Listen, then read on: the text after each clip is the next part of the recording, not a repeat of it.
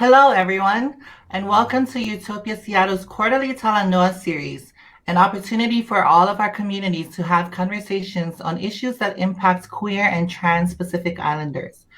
My name is Tautua. I use she, her pronouns, and I serve as the Community Engagement Manager of Utopia Seattle. Before we start, we'd like to acknowledge that we are on the unceded ancestral lands of the Coast Salish people, specifically the Duwamish tribe, a people who are still here, continuing to bring light to their ancient heritage. We also want to take a minute to acknowledge the political unrest that our communities are engaged in. Utopia Seattle stands in solidarity with the uprising in Seattle and all around the U.S. for Black lives lost to police brutality and white supremacy. Specifically, George Floyd, Tony McDade, Breonna Taylor, Dominique Remy Fells, and Raya Milton.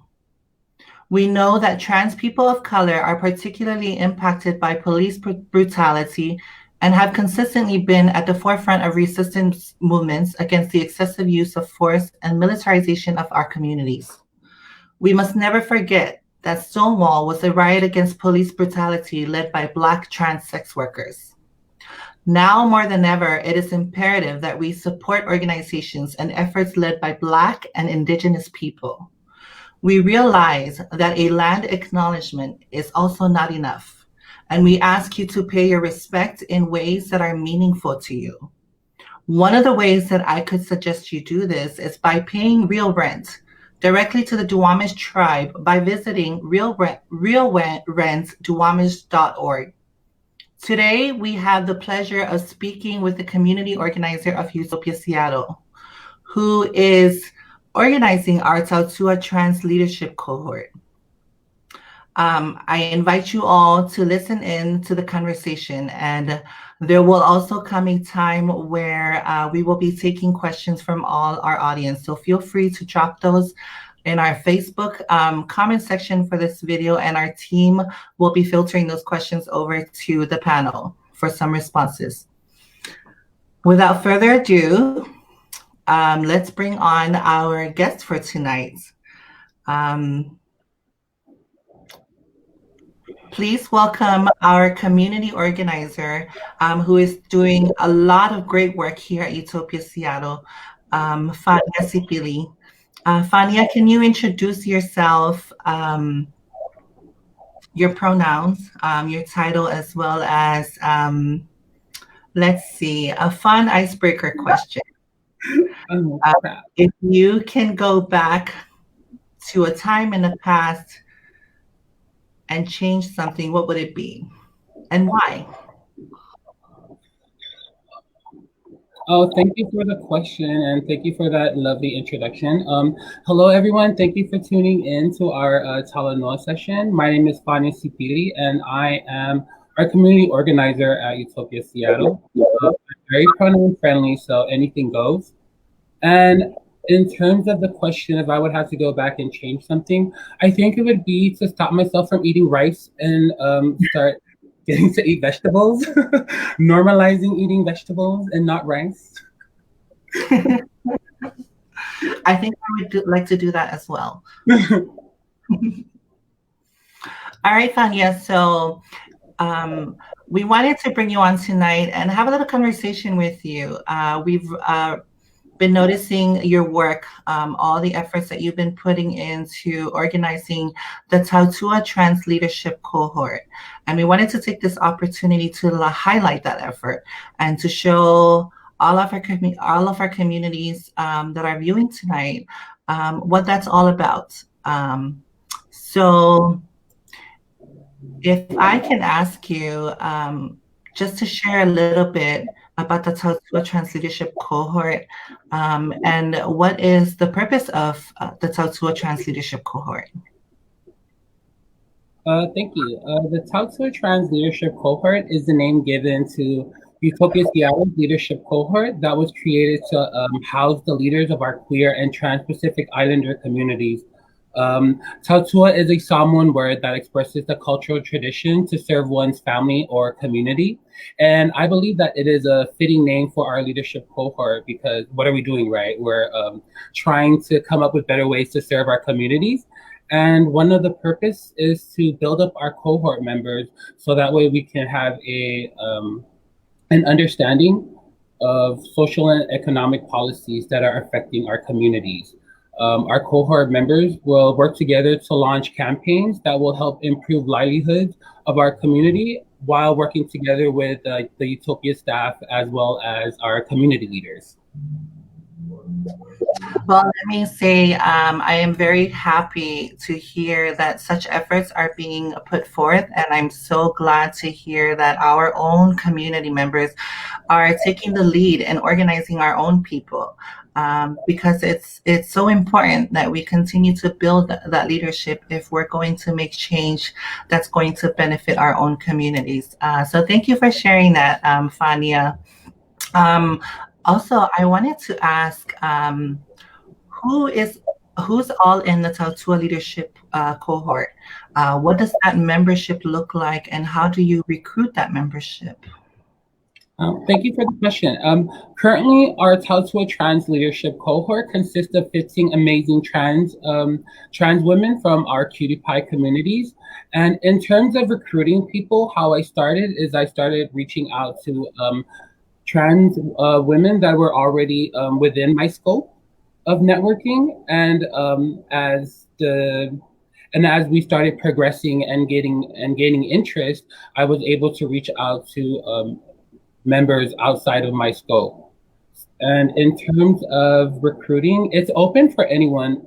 I'm always open to the idea of gaining new members because we wanna be as inclusive as we possibly can. So if anyone on here has any questions, I'd be more than happy to talk on the side, have a one-on-one conversation.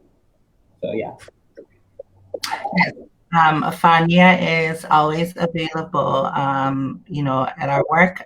If you have any questions regarding the Tautua Trans Leadership Cohort, please feel free to reach out. If you want to support, if you want to get involved, that is your person. That is your contact person. That is who you need to get in touch with.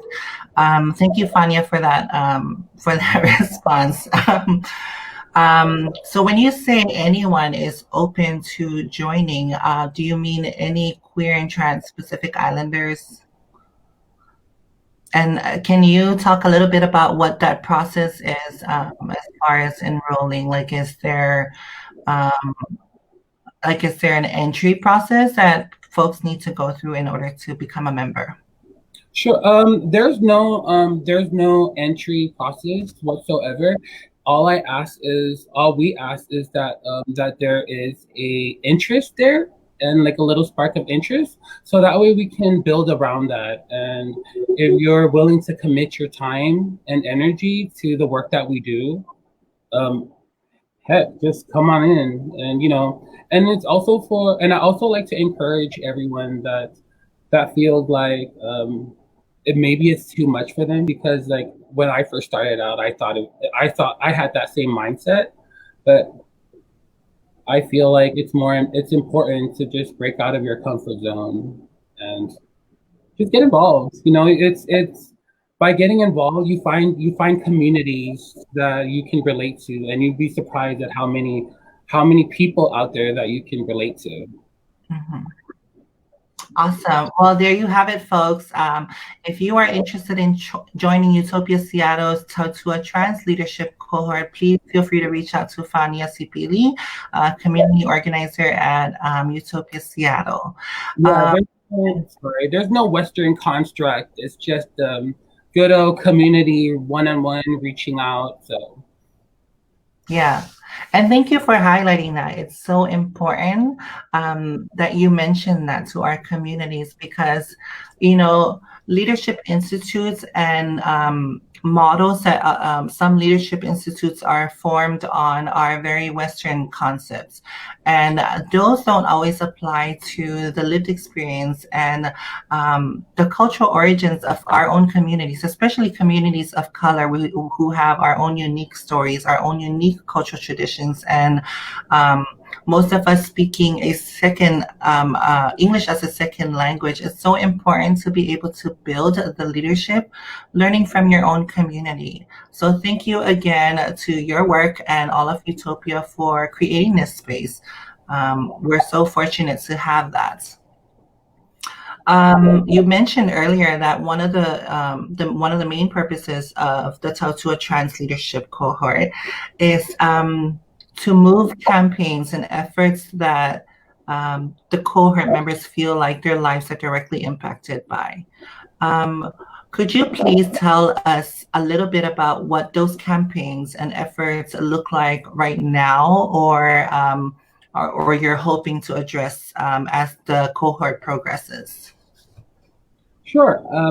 While the cohort is still in its growing stages, we were able to have conversations around topics that are vital to our work that we do in Seattle. And one of those are like introductory courses and understanding gender identities, anti-blackness, addressing anti-blackness, as well as the legal history of sex work. So as we continue to work together and build connections with our cohort team, as well as our community leaders outside the work, we're hoping to have more conversations so we can launch campaigns which will be self-determined by the cohort itself. And so again, one of these campaigns will center around social justice, civic engagement trainings, police training, and housing justice, to name a few. So any kind of ideas that the cohort comes up with, we'll be able to launch and center a campaign around that. So I'm looking forward to the future direction of it. Yeah, I think we're all looking forward to it, and we're very excited about the growth of Tautua Trans Leadership Cohort. I think it's so amazing to hear about your efforts, especially knowing that a lot of those efforts are not just efforts that on the surface level mainly queer and trans-Pacific Islanders are concerned with, but also recognizing anti-Blackness and how the liberation of Black people is directly tied to the liberation of our people as well. So with that said, what do you envision that this work will look like over the next couple of months or over the next year? What is that process going to look like building?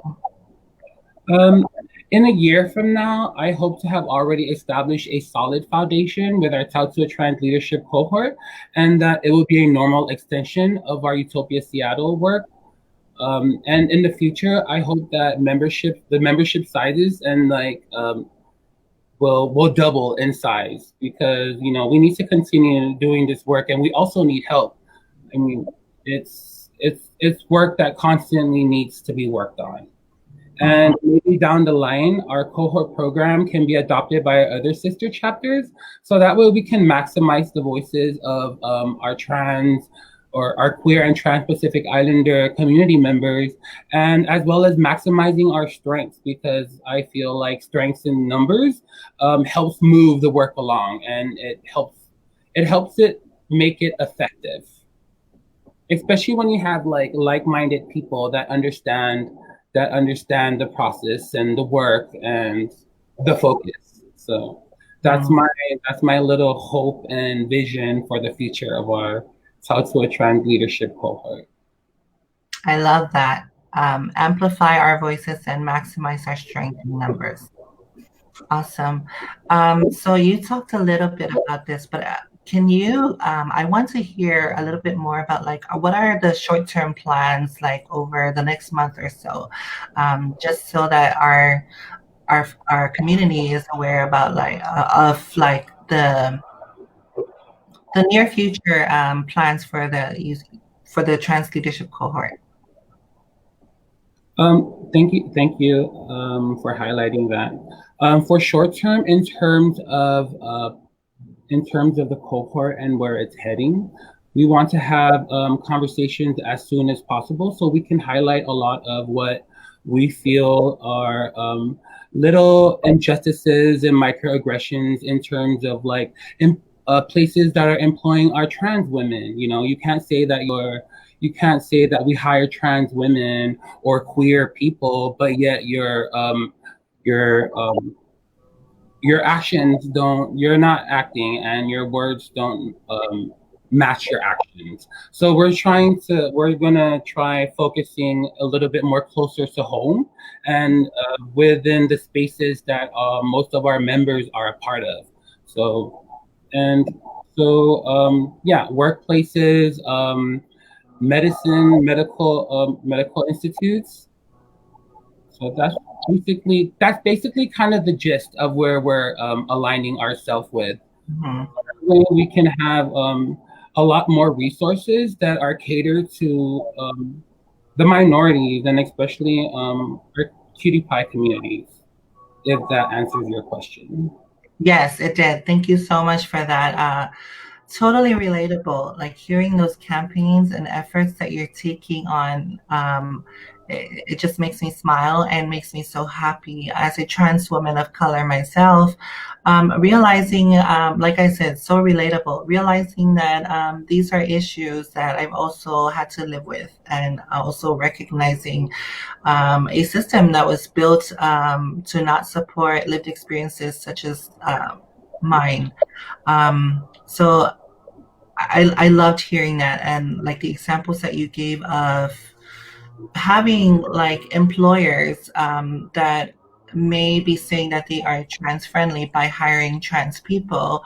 Um, and sometimes I feel like it's gotten to a point where it's become basically tokenizing, like showing that, hey, I have staff people that are trans, but like underneath that, like what are you really doing as an employer to support like that trans person that works for you? Do you have policies that protect this trans person within your organization? Are policies being written with trans people in mind? Because people are just so used to creating policies just for, just for example, just saying male, female. But also, like, do you have healthcare that's going to cover the needs of a trans person working? Because that's all an important part of building the capacity of like staff and people that work for you, right? Like you want them to be at their fullest potential to contribute to your workplace, your organization, and so it's important that you're also supporting them in ways that will build that capacity. No, And thank I you so much. I Yeah. totally agree. I love the fact that you brought up being tokenized. I'm sorry. Can you hear me? Yes. No, I love the idea that I love the fact that you brought up the point about being tokenized, because like we're more than just numbers, you know, we're more than just your work numbers, we're more than just quota. We're So more, like you yeah. said, if you're able to be 100% back up like your trans workers, your queer workers, it allows them to tap into 100% of the potential. Then a happy person gives out 100%, you know, all the time. So Mhm. it's a win-win for everyone. Right. And it's all about like also providing equity, right, to like marginalized communities. Um, so I'm so excited. Thank you for sharing all of that. I'm so excited. I wish I could meet your cohort already. Oh, you didn't Um, know? but Well, boy, do I have a surprise for you, Deb. okay, well, surprise me. As a matter of fact, I have two of our cohort members. Oh, look at those beautiful faces. Well done. Well, what a pleasant surprise for me tonight. I get to speak with not only the organizer at the Tautua Trans Leadership Cohort, but also to meet members who are on the ground doing this work and organizing together with you. Welcome. I'm so happy to have both of you here. Um, I guess um, you know, it only makes sense that we give you some time to introduce yourself to our audience tonight. So either one of you can go first, whoever wants to go first, but please tell everyone who you are, your pronouns, and let's use the same question that Fania had to answer. If you could go back to a time in your past and change anything, what would it be and why?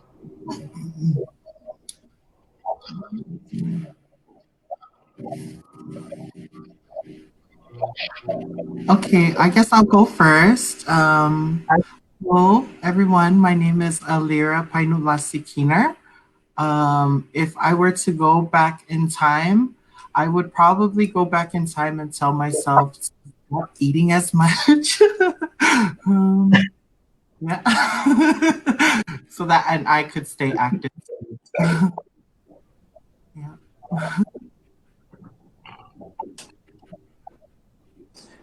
Hi, sorry, can you hear me? Yes.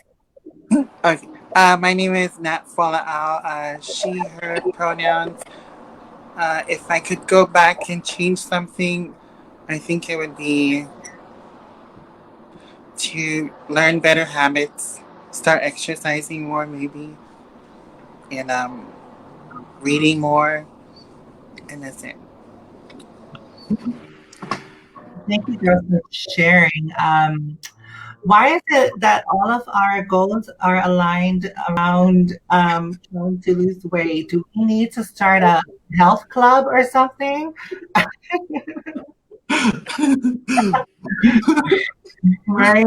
I mean, like, yeah, I feel like each one of us has said something about like trying to eat healthier and trying not to be accustomed to eating such things that have, contributed to our weight gains today. But I feel um, like this is another Talanoa session topic.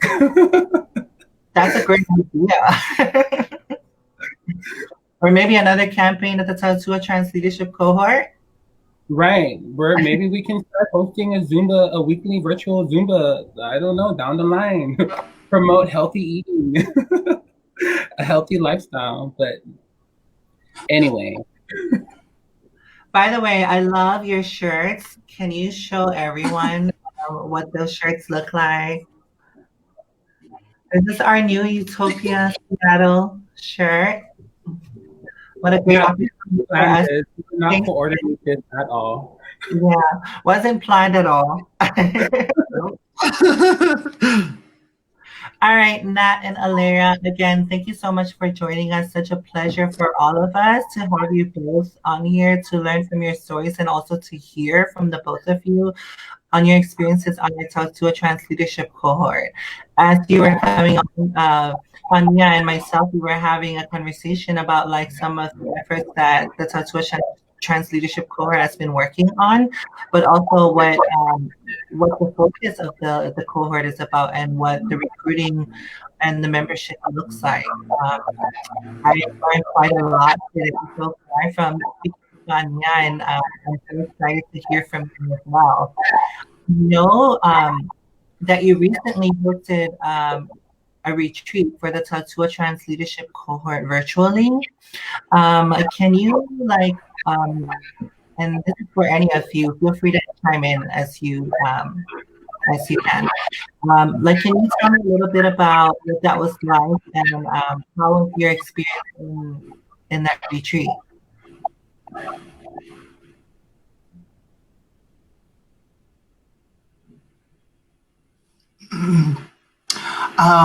The past virtual retreat that we had, it was very informative. And after speaking about my past experiences and listening to my other sisters' experiences, it was enlightening, sort of, in a way, to know that I have a community that also shares the same burdens that I have been through, and it's amazing to have that. So I'm very thankful for this cohort program. Okay. Fania, would you like to tell us a little bit more about what that retreat was like. How was it organizing it, and how did you feel about how it went, and what were the outcomes of that retreat? So, basically, our trans leadership cohort retreat, it was centered around like a more of an introductory nature, so that way we can kind of shuffle the participants into the right direction, or into the direction that we needed to focus on. And so, like I mentioned earlier before, that we had 3 workshops facilitated by the amazing Christabel. So we had speakers on that were able to present on gender identities, anti-blackness, and as well as the legal history of sex work. Mm, But all in all, I feel like all the participants were amazing. I felt like everyone opened up, and like you mentioned, it was a safe space. It was a safe space for everyone to share their stories, share their thoughts, and even have a glimpse of or an idea, have an idea of the work that the nature of the work that we do. Is there. But from my experience, during the retreat, I enjoyed it. mm, yeah. And Nat, you want to get on to that?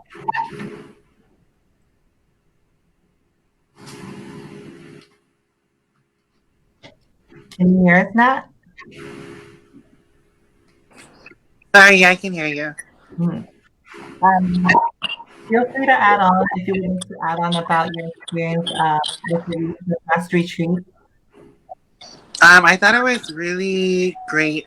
It was nice to be in a learning environment with your friends and the girls, especially learning about, especially now in the time that we're living in, where so many people are arguing about Black Lives Matter, and we have to tell people why Black Lives Matter in 2020. I don't get it, but it was really informative. I like the gender 101 we had on the first day.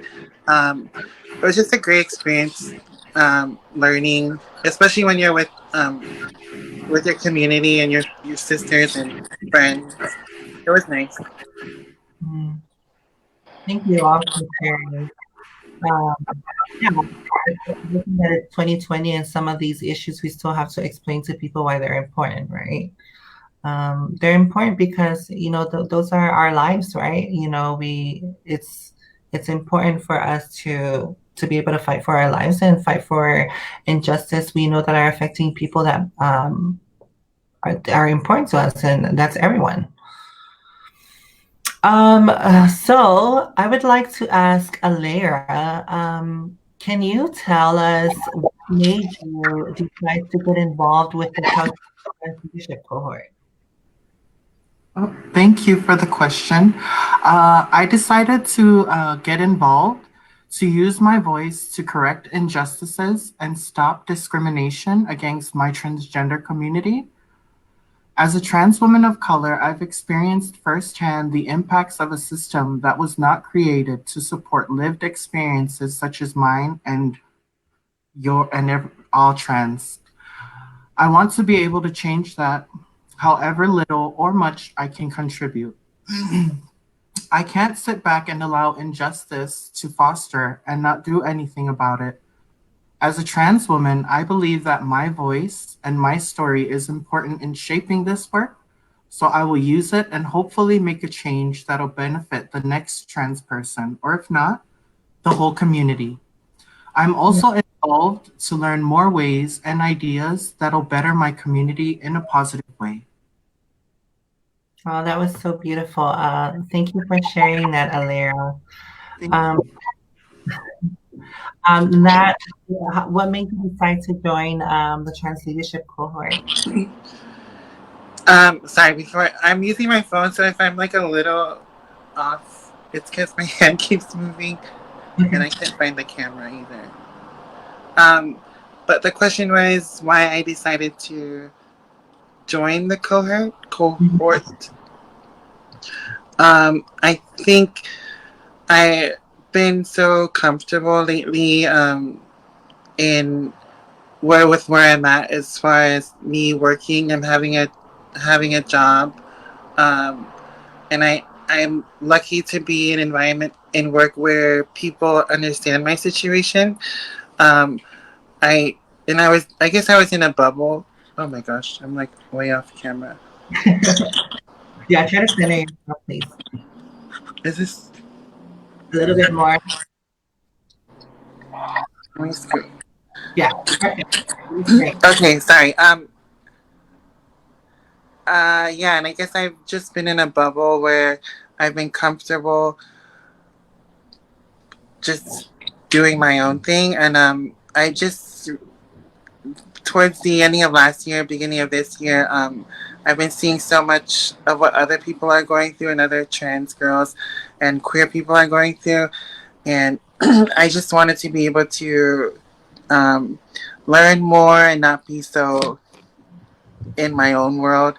I want to be able to use my voice to help other people who could be in similar situations. Um, I guess that's it. Mm. Thank you both for sharing um, those beautiful messages. Um, if anything, I've gathered from our conversation, Fania, earlier is the intention of the Trans Leadership Cohort to empower the voices, right? And to amplify the voices of our own communities. And I know that both of you talked about like being able to use your own voices and your own stories to make changes and to bring about changes that'll benefit the next trans person or our whole community. So again, thank you so much for all that work that you do and for speaking up. um, our stories are so important, and we need to be able to um, use every opportunity that we have to tell those stories. um, wow. Can you Nat, why do you think it's so important to build the leadership of trans people? I think it's important because it's such a unique experience, the trans experience, and growing up. It's hard to explain it, I guess, because we go through. Oh my gosh, this can't. Is this centered? Okay, sorry. Um, I was saying because we go through such a unique experience. I think it it helps all of us when we're able to build leadership skills, um, and coming from experiences of trans women and queer people. I don't know if that makes sense, but Mhm. Totally. I, yeah, I think it's really important to have that type of training or learning. Um, yeah. Yeah. And also, like Alera and Fania, I would really like to hear also from your perspectives, like why you feel like it's important for us to build the leadership of trans people.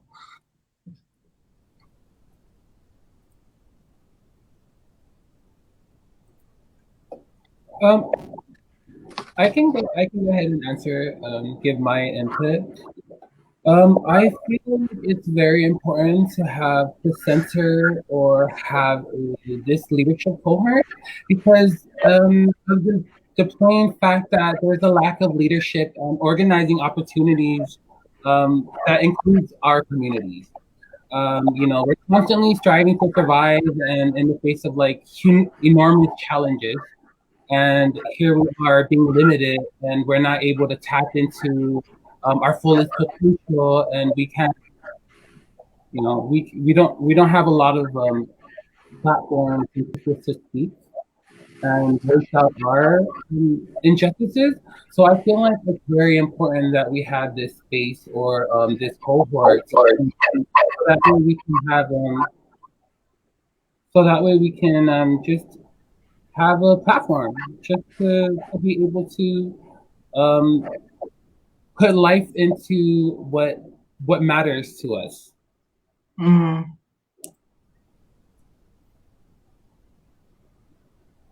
Sorry, Nat. So I think we just lost. Well, there you are.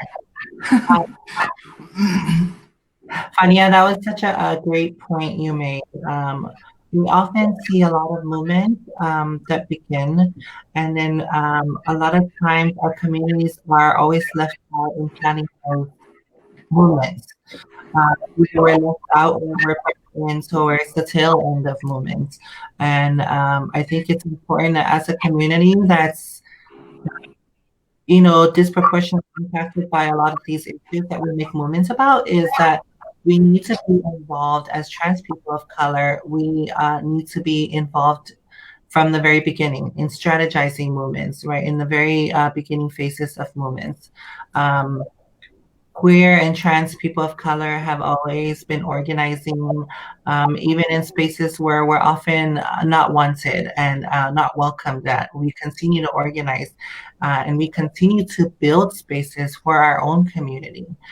Because if we don't, who will? Right. I 100% agree. I'm just loving this conversation and like just hearing from all of you. It's so good for my soul right now. Alera, do you have any? Writer. Yeah, I just wanted to add on to our topic of leadership within trans communities, our community. I believe that it's extremely important because transgender people, we've problem solved and created workarounds our entire lives. We've built communities in the face of adversity and isolation. We've demonstrated tolerance and understanding despite rejection and discrimination. And Mm. that's the type of resilience for a valuable leader. I believe that's why it's important to have leadership in trans communities. Oh my God, can we give her a hand? I love that last piece you said about like, the resiliency of trans people is such a valuable factor in a leader. Yeah. And it's so important because that shows the path that we have been through. Um, I feel like everything in my head you just put in better words, just right there and then. So thank you so much for sharing that, Alira. That was Yes, thank you. yeah, that was so beautiful. Thank you. Um, Fania, what are some goals you are hoping to accomplish for the cohort? Thank you for Sorry, the I just saw myself froze, so I thought I was getting cut out. No, you're fine. In terms of personal goal for me, I want to be able to grow along with the cohort, and just so that way, because it's a group of amazing people with amazing, unique lived experiences. So, my personal goal is to grow with the cohort, but in terms of the broader picture, I wanted to, like I mentioned before, I wanted to be a constant thing um, Mm, as part of our programming with not only just Utopia Seattle, but the other sister branches as well. Because wouldn't it? How cool would it be to have cohorts, leadership cohorts in each of our sister branches? Like just thinking about that in the long run just excites me. The fact that we're starting the foundations of something that might snowball into something huge 5, 10 years down the line. So mhm. hopefully it's something that we can be remembered for. And Absolutely. while we're Yeah. still pushing and getting work done, we hope that we're able to build a better life, or just better policies for the future of our Q.T.I.A communities. Yeah, that was, I say absolutely. I'm thinking about like, wow, what an impact that would be when we start something locally and hopefully it spreads into becoming a national movement. And thinking about all the queer and trans Pacific Islanders across the nation, across the globe, even like we don't often hear about like queer and trans Pacific Islander leadership institutes, and but it's such a need. It's so important for us because if we want to make changes that we believe and only we know how they impact us, that we need to be at the forefront of these movements, and we need to be at the forefront of creating these leadership institutes. Alera, did you want to add something? I saw that you were going to chime in. For my goals, I also have some of the same goals with Nia to grow with this cohort program. I also, some of my other goals is to learn new ways and ideas into bettering our community in a positive way. Mhm. I think you're already doing that. Oh, thank you. But you're right. I mean, there's always room for growth and room for us to learn more innovative and new ways to help our community, right? To benefit our whole community. Nat, what are some of your goals that you hope to accomplish by being a part of the cohort?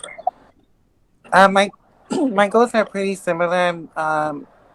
I love learning, so I want to learn as much as I can about community work we can do, about people, about our own community, because everyone's different.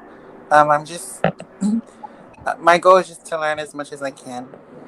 Mhm. And I would say that, like, overall, the collective goal is to build our power as a community. Because it's going to be, in order for us to really make change and make an impact on the institutions, on the systems and beliefs that continue to oppress our community, we're going to need community power. So, Nat, can you share like some of what are some current movements or like issues, some timely and relevant issues today that you feel most passionate about and why? Some issues that I feel passionate about. I feel passionate about the supporting Black Lives Matter movement. Um, Mainly because I'm still learning a lot. I'm still continuing to learn, but it's just crazy to me. I don't understand how we can be in 2020 and we're still having to explain to people what white supremacy is, what's racism. Um, I don't understand how people can't see things that we live in a world where people can only they only think it's true if it's happening in their own town or if it's happening to them. I don't know. It's just crazy to me. But I just feel passionate about supporting it because it's such a. I mean, who? I don't know. I just think it's crazy if you don't support it because every life matters. Everybody, but the fact that we have to tell people and explain to people why Black Lives Matter at this moment is just I don't understand. Sorry, I'm kind of ranting, but Black Lives Matter, Black trans lives, learning about history and how white supremacy is still and it controls so much and we can't even see it. And it's just I forgot the question. Um, I mean, you answered it basically. It was like, what are some ongoing movements and issues that you're passionate about? Yeah, I'm passionate about, and I still want to learn as much as I can because I don't feel like I'm at a point to where I can like teach everything. I try to share as much as I can when I learn it. Um, but I think it's a really big thing, and I hope people can see why this movement is so important, especially at this time, and with this uh, government, if you can call it that, whatever. Mhm. Yeah, that's it.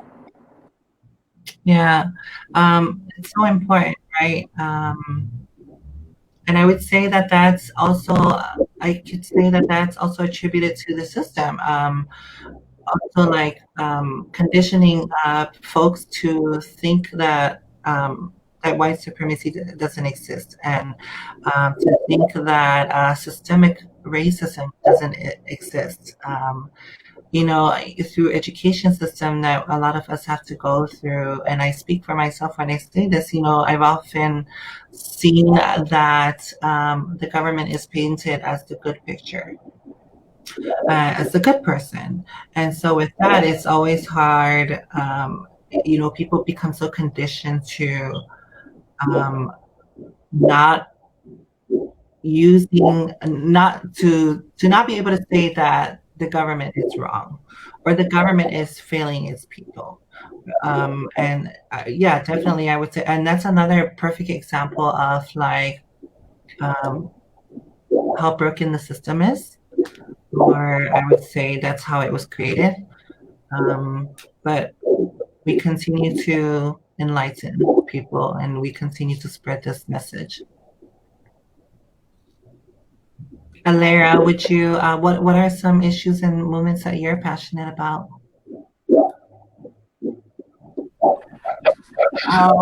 I'm also passionate about the Black Lives Matter and the Black Trans Lives Matter movement because Mhm. I'm baffled at the amount of lives that have been lost to violence, hate crimes, and police brutality. Um, Also, the brutal murders of my transgendered sisters, especially transgender sisters of color, occur with such alarming regularity now, often with little response from law enforcement. Excuse me, that the American Medical Association declared violence against transgenders an epidemic in 2019, this last year. Um, so I feel like I'm so passionate about it because I want to stop this hate crimes and all these killings because it's not worth losing a life over. Mhm. Yeah. Yeah. Black trans lives, you know, we continue to lose a lot of Black trans sisters every Yeah. year. Like, Right. And it could be any of us, like any of Mm-hmm. the members and Yes. absolutely. Well, that was a bit right. You think about um, the intersectionality of Black trans women and how you have to deal with racism and then deal with gender discrimination as a trans woman, right? And I'm so happy that both of you mentioned that because it's so important for us, also as trans women of color, non-Black trans women of color, to always make sure that we are lifting up our Black trans sisters because their liberation is always going to move our liberation. And if they're not liberated, none of us will be. Um, Yeah.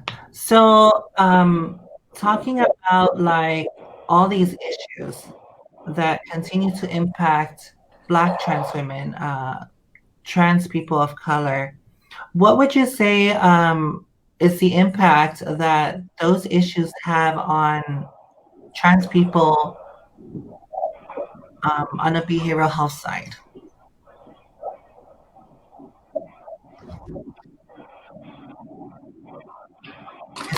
didn't specify a layer of data. Okay. Yeah, I'd like to answer that question because I believe the many issues faced by our trans community has impacted us in a lot of ways.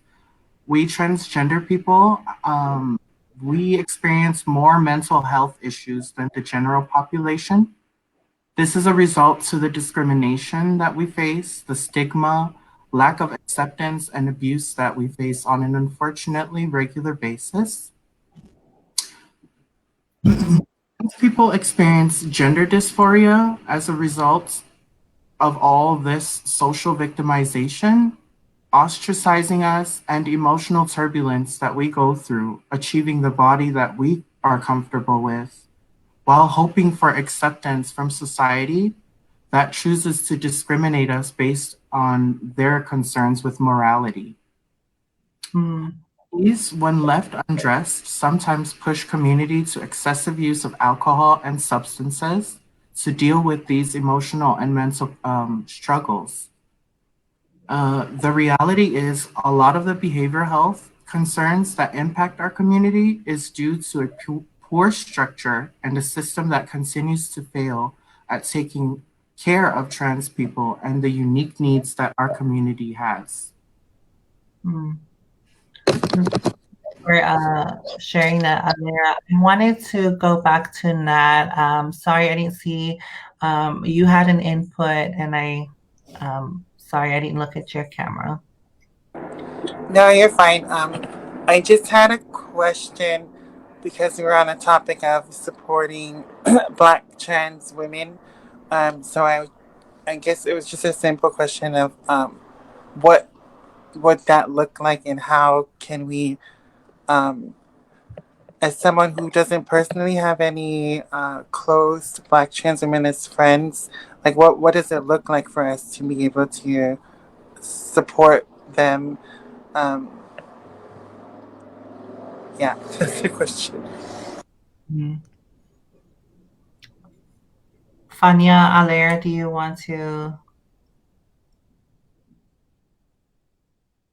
So Nat's question was like, what are some of the ways that we can support other Black trans folks?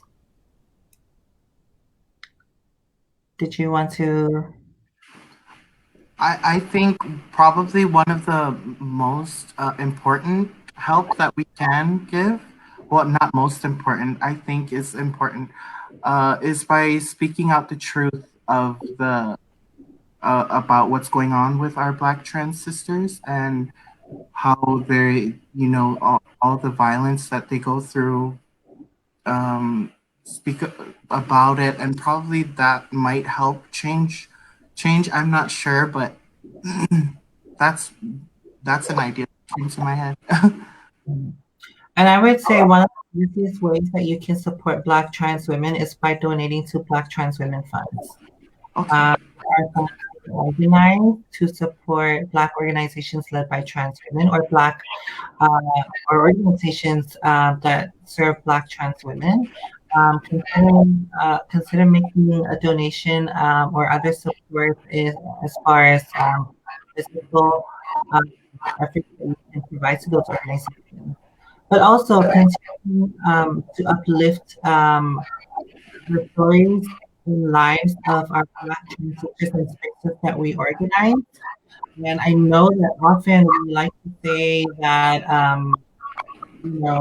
we center Black trans women in spaces that we gather in, and I could not express the importance of what I said earlier about like liberation really begins when we place the most marginalized in the center of our movements. And when we do that, we don't want to just say that we're doing it, but we want to actually practice in spaces that we are in.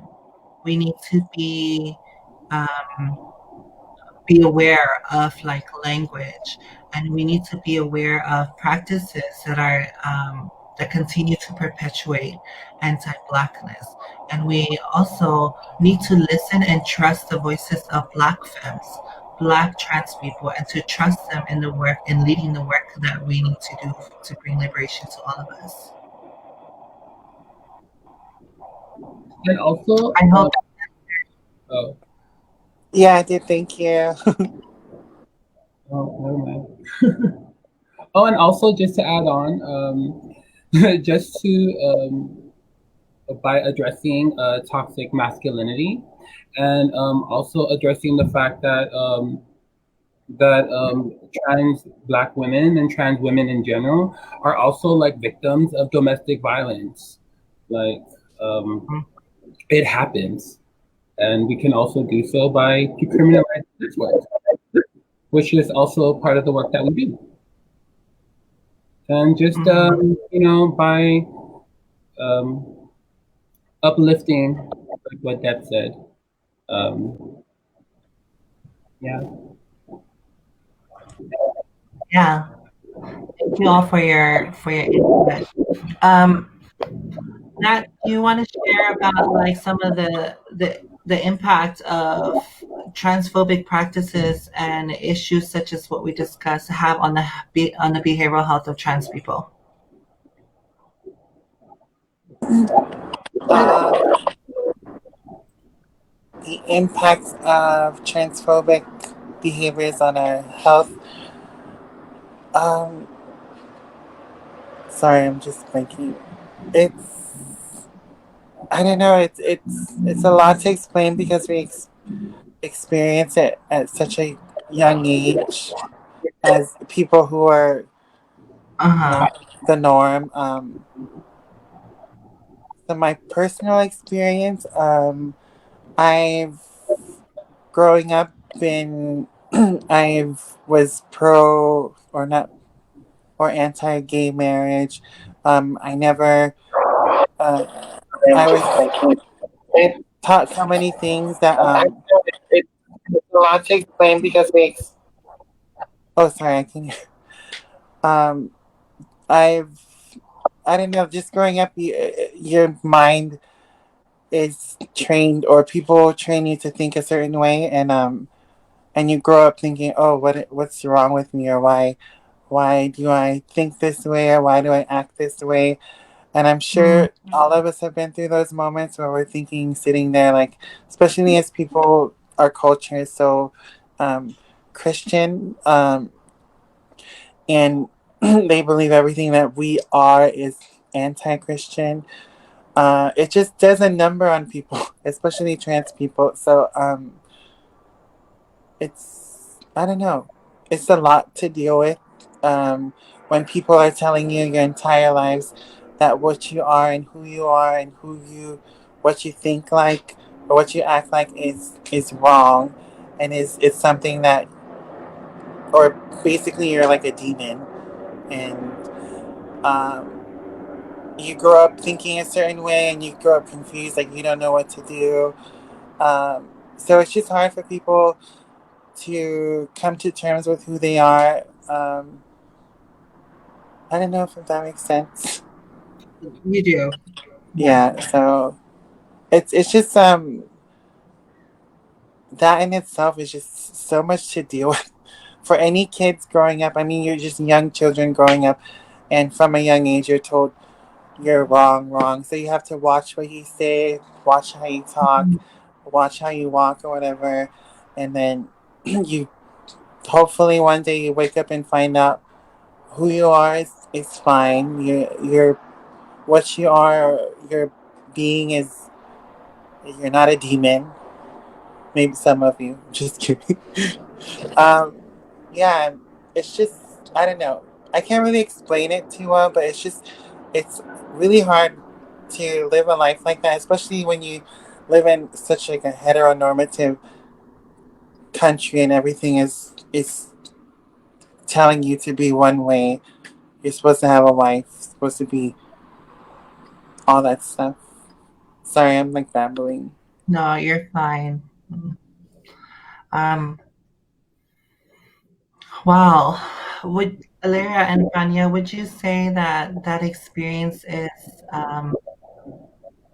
similar to like also your experiences? Yeah, I would love to take a stab at this. From experience, I'm a big mental health awareness. Well, I guess you could say advocate. Like I feel like everyone should prioritize their mental health, and so with our community, and I can relate to what Nat is saying. You know, just growing up in a very heteronormal kind of environment where you constantly have to kind of hold up your little your true tendencies, like the normal you. So I feel like that's racked up, like, you know, deep emotional scarring, not just in me but in my other trans friends, as well as this also leads up to having a lot of insecurities. And so, you know, when you have a lot of insecurities, no matter how much you have, no matter how pretty, no matter how good you feel about yourself, there's just years and years of just negative experiences and negative voices that's always going to like have a toll on your how you see yourself, how you perceive yourself. And so, which ties into what Alera mentioned about, um, you know, turning to substance abuse, alcohol abuse. And so this all leads up to, um, like I said, emotional scarring, and it holds back the potential of, you know, most of our members. So, and this is why it's super important that we create these safe spaces, so that way we can start tearing down years and years of just like negative, um, just internalized oppression, you know, and internalized transphobia. So, just just creating a space where we can just address that and just start, you know, growing, growing and going forward as an Mhm. individual. You know, I would rather have a I would love to have a clear headspace. Um, I wanted to say, Nat, thank you so much for sharing that. Thank you for your vulnerability. And I know that was a lot to share, I'm totally there with you. And just know that I'm here, and we love you as a family, to support each other. Alera, did you have anything to add on? Uh, I believe Natalie and Nia both hit it on topic. So yeah, I agree with both of them. Yeah. And I wanted to add on, like, for many years, um, being transgender was actually identified as since we're on the topic of behavioral health, as a mental health disorder for many, many years, right alongside with homosexuality. It was called gender identity disorder, GID. And it wasn't until, like, I want to say within the last, I would say about 5 years or less, that that was taken out. And for many years, we were deemed as mentally ill for wanting to live our authentic selves. Um, and and I say that because, hearing your stories and unpacking years and years of that trauma with, like, fighting for acceptance of ourselves, but also fighting for acceptance from our communities and our families, and society that we grew up in, and then having that put on you, that you wanting to be authentic and true to yourself is deemed as a mental illness. Um, that's a lot of damage, um, to our community, that we had to continue working to undo. Like, that's a lot of harm to our community. So it wasn't until very recent that, the American Psychological Association coined, the term gender dysphoria, as a mental illness, and basically refers to a lot of what all of you have just shared about the effects, the emotional effects um, of being victimized, of being discriminated, the anxiety, the emotional toll that that brings on, the gender dysphoria, um, all of what we're going through mentally, emotionally, while we're trying to transition into bodies that we identify with, all at the same time seeking support from our own communities and from our families. It's a lot of emotional turbulence to go through. And I want to thank you all for shedding light on such an important topic that many times is left unaddressed. Is the importance of taking care of the behavioral health needs of our communities. All right. Let's see, how much time do we have left? So I want to ask all of you to share like an experience that you've had as a trans person while trying to seek service or support from anywhere, and what that's been like, and what would you change about that experience? Nat, do you want to share? Yeah, I'll go first. So an experience. One that comes to mind is when I was out of high school, I believe.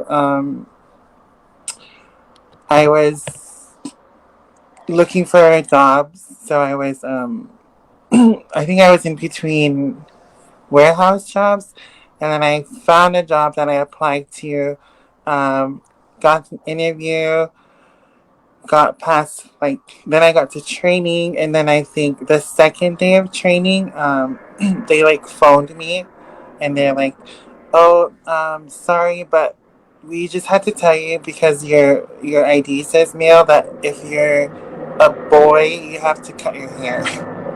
So they called me and they're like, "We know it's a big decision, so they're like, we'll give you some time to think it over, or whatever."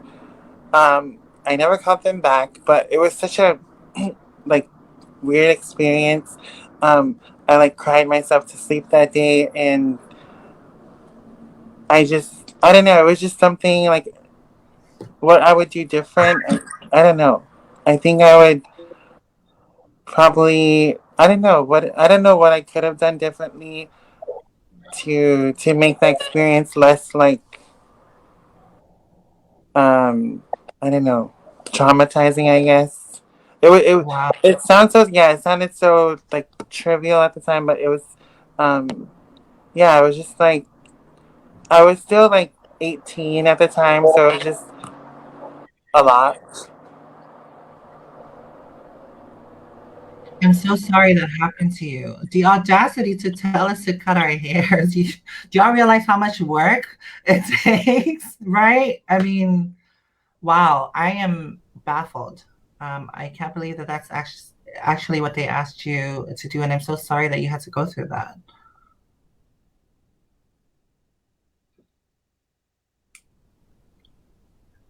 Alera, did you have did you have any Yeah. feedback? Okay, I'll go. And thank you, Nat, for sharing. And I'm sorry that happened to you, sis. But my the thing that I went through, it was pretty recent. I went to go and try to obtain a passport at the Annex building here in Tacoma, and the lady that was supposed to be helping me, I felt like she was discriminating me because of who I was as a person, because I had a driver's license instead of, I mean, an ID instead of a driver's license. And I had, the only document that I was missing was my gender change document. But I feel that the annex office and the Department of Licensing, they run through the same system, and I know this for a fact. So if she wanted the copy of my gender change, she would have gotten it through their Department of Licensing. But she asked me if I could hand write down on a Xerox copy why I had a gender change and why I had a name change, even though I had the court order for the name change. So I immediately backed out and I called Utopia for some help to get my gender change document, a copy of it. And I got one and I took it to the USPS, and it was so easy to get a passport. Like I didn't know what I had, why she had me go through all that. And to be honest, I felt like it was because of who I was as a person. So that's my experience. And what I would change about it would probably, I would change not going to the annex instead and just go to the postal office because it was so easier than it was. So yeah. Wow. I hope you filed a complaint. No, I didn't. I didn't.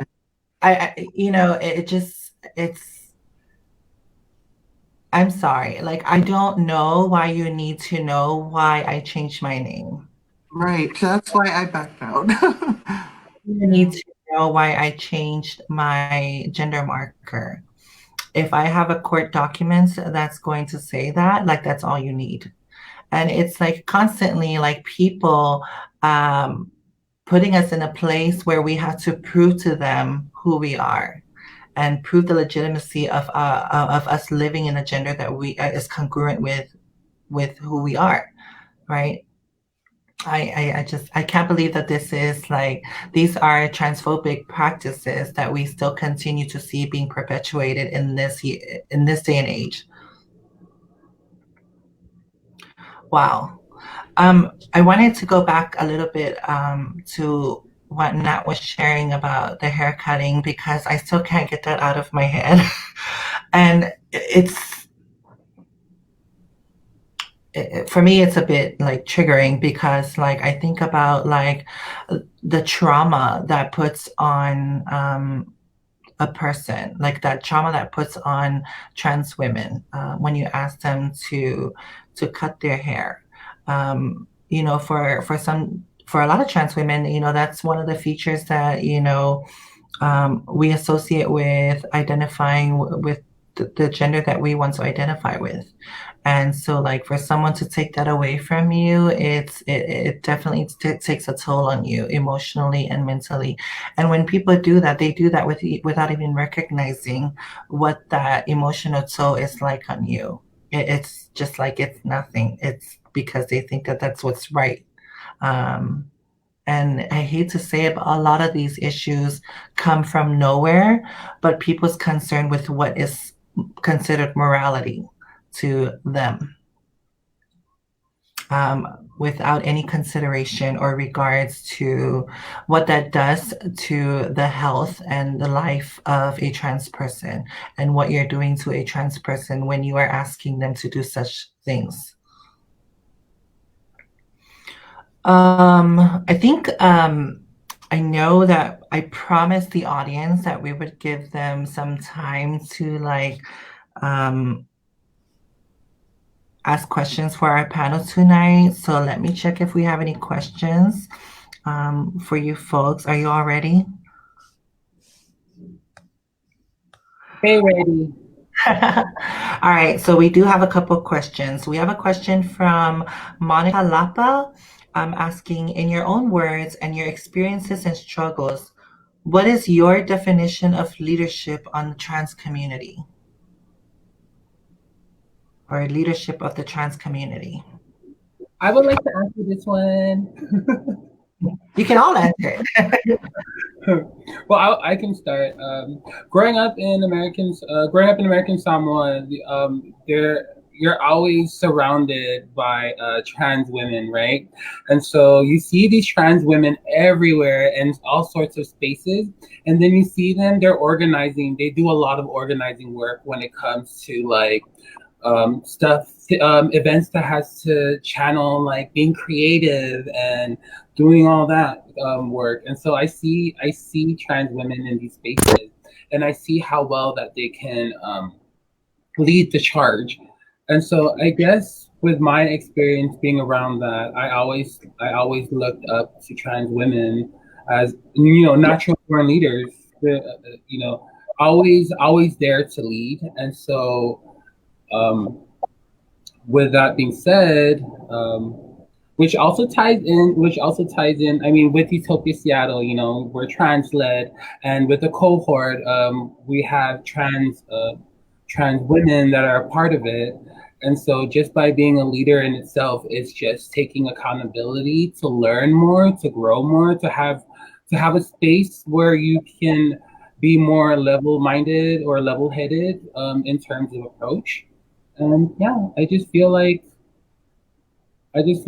being it's a natural thing. And for those that might not have leadership skills, we can build on it because naturally our communities are like sponges. We're able to learn and absorb and adapt at a very quick um, pace. So that's my little chime. Thank you for addressing that question. And Monica Lapa, I hope that answered your question. If do we have any additional responses? Alera? All right. The next question from our one of our viewers tonight is identifying as a Fa'afafine from a cultural experience is also unique. How has that experience helped you all navigate through spaces? So I'll jump at one. Sorry. Oh, sorry, Ellen. I can't answer. Sorry. So for me personally, I grew up here in Washington. I was born here, um, basically raised here. I never really had that sense of what Fa'afafine was in the community until I started. I think when I was in like middle school, there was someone who attended our church, and at that time it was like new to me. I never knew what it was. Then I going forward, I had my cousins and my friends. I started to learn more about the culture, Samoan culture, and then more of our, people that were like alike and like-minded. So for me, what was the question again? How has your experience as a Fa'afafine from a cultural experience that is unique helped you navigate through spaces? Oh, sorry, yeah. And so for me, when I found that community, found so many people, and found out how common it was, I was able to make more friends, join things like U.T.O.P.I.A, and then they lead me to other resources as far as getting um, these what are they like applying for resources, especially during the pandemic and things. Um, Also, volunteering opportunities. Like, I hope that answered the question. I don't know if it did, but that's what came to mind when I heard the question. Okay. Does anyone else want to add on? And I want to repeat the question. Identifying as a Fa'afafine from a cultural experience is also unique. How has that experience helped you all navigate through spaces? I I think I know I mentioned before that I've always constantly been surrounded by trans women or and Fa'afafines growing up, but I feel like just that experience alone has provided me with so much like at times confidence and a little bit of sass, sometimes too much of a sass, but it's allowed me to be able to know where I stand in terms of a cultural perspective or in terms of like the room, reading the room. it's a unique experience in its own, and I'm still navigating it. I'm still trying to navigate it, but so far it's worked out pretty well. And if you don't mind me asking, how would that apply to you? I would really be interested in hearing that from you, Deb. Tepa. Oh, well, unfortunately, I'm not on the panel tonight.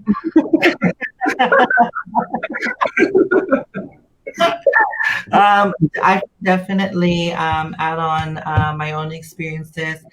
I would say it really depends on how you look at it. Like identifying as a, for me, identifying as a Fafafine and all that comes with it, like my cultural experience and all the values that I've been taught growing up. Um, I would say like navigating spaces today, it made me a little bit more timid, to be honest. And like careful in the way that I navigate spaces, but also in a way that is self-oppressing. That I would say, as a Fafafine, and as a Samoan, the essence of our culture and our traditions is faloalo, which is respect. And I feel like that has been used so much to oppress us. Although I really, really love that value of having mutual respect, and I think it's one of the things that makes our culture so unique. It's also been used so many times by people to oppress groups like us, to oppress younger generations.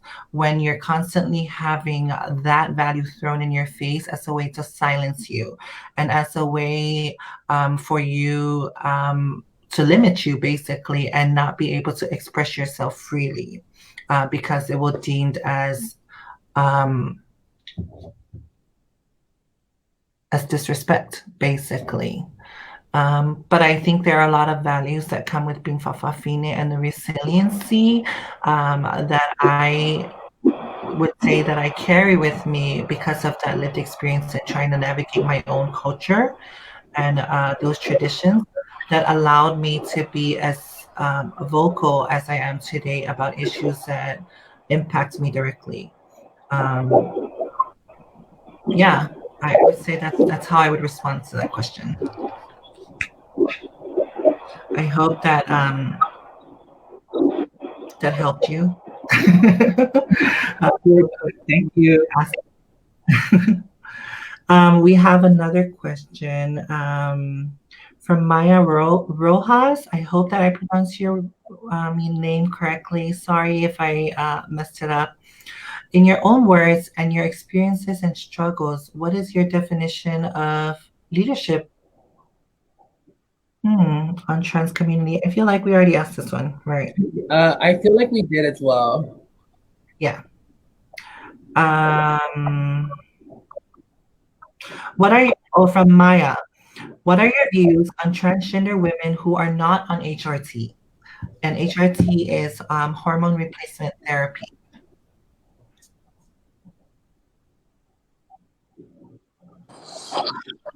Sorry, can you say it one more time?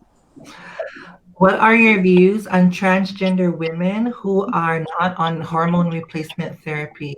And I am so looking forward to someone answering that question. Um, I personally, there's no like one definition. You're not a trans woman because you're on HRT or because you have surgeries or whatever it is. Um, I mean, everyone has their own experience as a trans woman, so we can't say you're not a trans woman because you're not on HRT. Yeah. And what, like, there's nobody has that power to say you're not a trans woman. Only yourself. I think you took the words right out of our mouths because honestly, HRT or not, you're still women. It's something you identify with. Like and just to emphasize, no one has the right to take that power away from you unless you do. So that's that. Um, Thank you for your responses. But also, I want to thank Maya for asking that question because it's so important for us to have this conversation on this issue, on that topic, not only to address it with everyone, but even within our own trans community, um, to recognize that we cannot discriminate against each other because of your decision to undergo medical procedures to transition or not. Those medical procedures are not do not define your gender, and you cannot say anyone is less woman or not a trans woman just because they are not on HRT or hormone replacement therapy. And also, like hormone replacement therapy could also have negative effects on some people. That might be a reason for them to not take it. Um, but even if it's by choice, um, trans women are still trans women and still women, regardless of whether they go through HRT, hormone replacement therapy, or not. yeah, that was a good question. hmm But also like we have to recognize, and I think this hits home for like me as a Fafafine growing up in Samoan Islands, where that is not a resource available, and knowing that there are a lot of like trans women in American Samoa who would love to be on hormone replacement therapy, and also myself included. When I was younger, I didn't have the luxury. I didn't have I wasn't able to access that through our hospitals or any clinic. Hormone replacement therapy was not available anywhere in American Samoa growing up. But that doesn't make anyone less trans woman or less woman, right?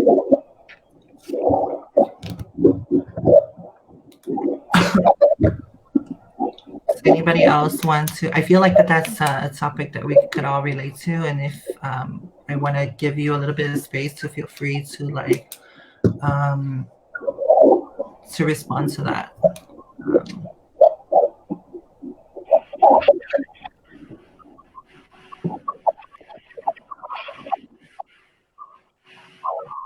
Okay, well, the last question is from. Sorry, I just had the question here. Our last question is from Donato Fatuesi, and that is how might the leadership cohort be helping to get out the vote?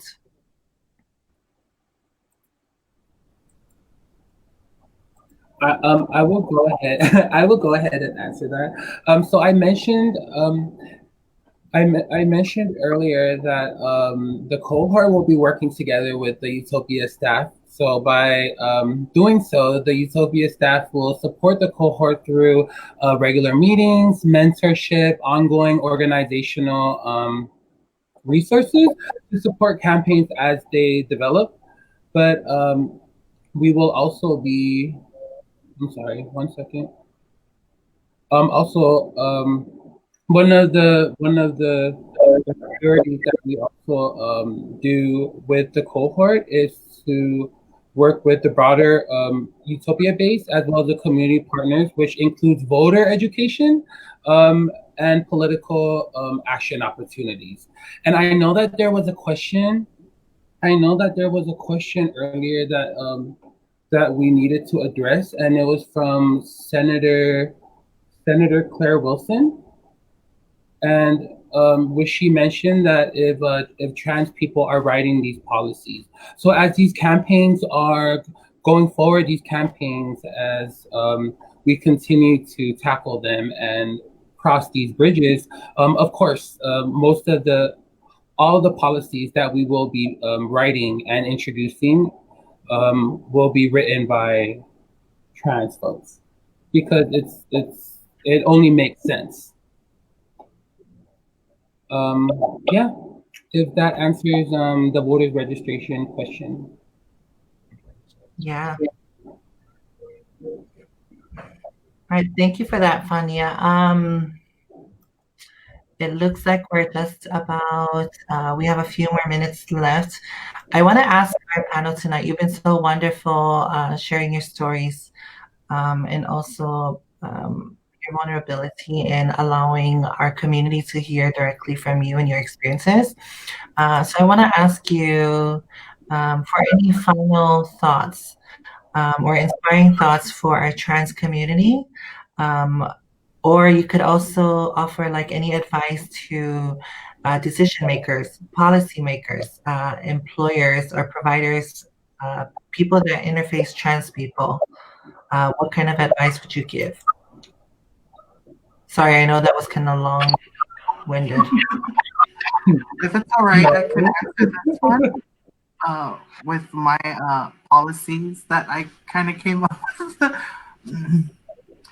I would say to create laws that'll protect transgender people. Another one would be create more fairness in the workforce area because I believe that's mainly the reason why transgender people are unemployed and are or in poverty. Another one would be to create more fairness with job interviews because people immediately see us as incompetent or lesser. And number four would be to abolish that societal norm that we're incompetent or lesser and give us transgender people the fairness to work. Yes, yes. Agree 1,000% with all of those. You gotta respect her.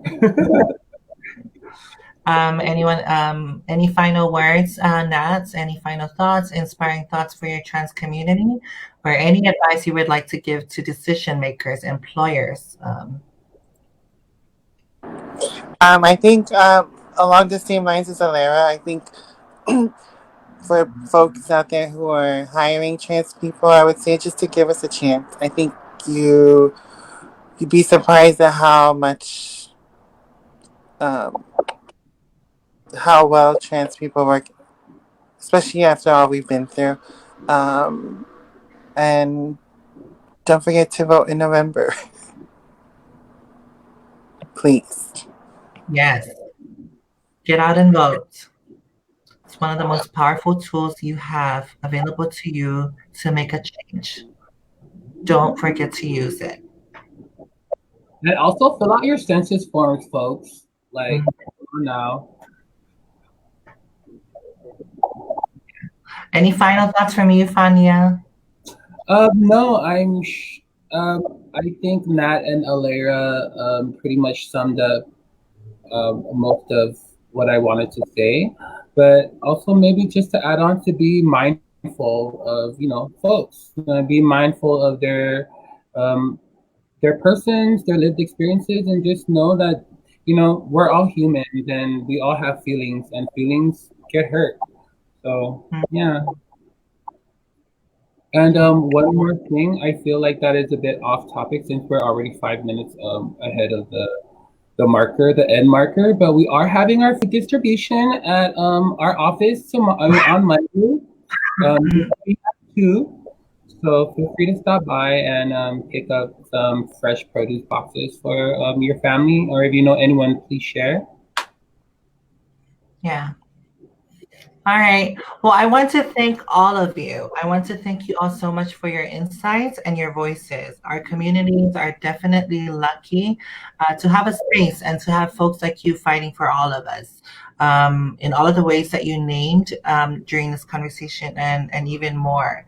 To everyone that's that has been viewing us tonight and tuning in to our conversation and also participated in our Q&A, thank you for joining us tonight on U.T.O.P.I.A Seattle's Talanoa. Many thanks to our panelists, Fania, Alira, Natalie. We're so fortunate to have all of you on board with U.T.O.P.I.A Seattle's Tautua Trans Leadership Cohort. Just a couple of announcements before we leave you tonight. Don't forget to fill out your census. You have until September 30th to fill out that census form. Very important for those of you that don't know, the census informs the programs and services that will be available to help our communities and funding available to help serve our communities. So if you are forgetting to fill out that census, or if we're not being counted in the census, programs and services will not be available or will be underfunded in those programs. So very important, please get counted. November 3rd election, like I said before, you want to make a change, one of the most powerful tools you have right now. Get out and vote.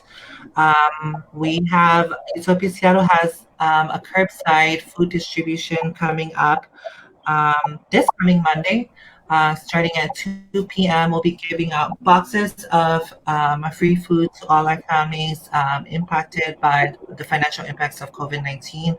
If you need those resources and supplies, please stop by at our office at 205 East Meeker Street in Kent, Washington, at starting at 2 p.m. Supplies are available on a first come, first served basis. So we can't guarantee how long we'll be there, but we'll be there to give out as much as we can and as much as we're given. We have care packages. U.T.O.P.I.A Seattle has prepared care packages for trans and gender diverse BIPOC sex workers. That's Black, Indigenous, people of color. So if you identify as a part of this community, please feel free to go onto our Facebook page at U.T.O.P.I.A Seattle, and you will see an ad and a link to sign up for a care package. And those care packages include personal protective supplies such as hand sanitizer, disposable masks, also face cloth face coverings, some free makeup goodies in there as well. So don't forget to sign up for those. U.T.O.P.I.A Seattle also has a new possibilities gender affirming clothing project. If you have any gently used or any new clothes that you no longer want or you want to give away, please contact us. And we'll be more than happy to take those out of your hands and give them to our communities that are in need. I don't think I have any other announcements unless you can, you have any, Fania? I think we pretty much covered all of it. All right. Again, thank you all. On behalf of our board of directors at U.T.O.P.I.A Seattle, our executive director, and our whole team, I want to thank all of you, our panelists, and all our viewers tonight, and everyone who continue to support the work of U.T.O.P.I.A and getting the word out and getting this message out. We appreciate and we are indebted to all of you for all your support. We look forward to seeing you all on our next virtual events. Keep an eye out for upcoming events as we update our calendar on our social media and also our website at www.utopiaseattle.org. Yes, my name is Tepatasi Vaina, and we will see you next time. Don't forget. Talofa. My name is Tweety Fatuasi, and I'm a community organizer with U.T.O.P.I.A Seattle. And I would like to talk to you about the 2020 census. The census is a population count that takes place every 10 years. It helps to count every single person living in the United States and its territories. The census is important to me because it helps to inform billions of dollars in federal funding that helps to support and sustain our communities. The results will show where our communities will need new roads, construction, and highway planning. It will help with our school programs, school lunches, Pell Grants, adult education, and child care systems. It will help our communities with Section 8 housing, community development, and federal transit. It even affects our congressional representation, which depends heavily on the population of our community. As a trans woman of color growing up in hard-to-count communities, I owe it to myself, as well as the people I care for, to respond to the census. I encourage you to do the same by doing your part in serving your community. and you can do so in one of three ways. You can call the toll-free hotline at 844-330-2020, or you can fill out your census questionnaire and mail it back to the U.S. Census Bureau. Lastly, I encourage you to visit the online website by going to www.my2020census.gov. The extended deadline is now until October 31st. Be sure to count yourself, your family, your friends, your children, your neighbors, your roommates, anyone who lives within your household. Thank you very much.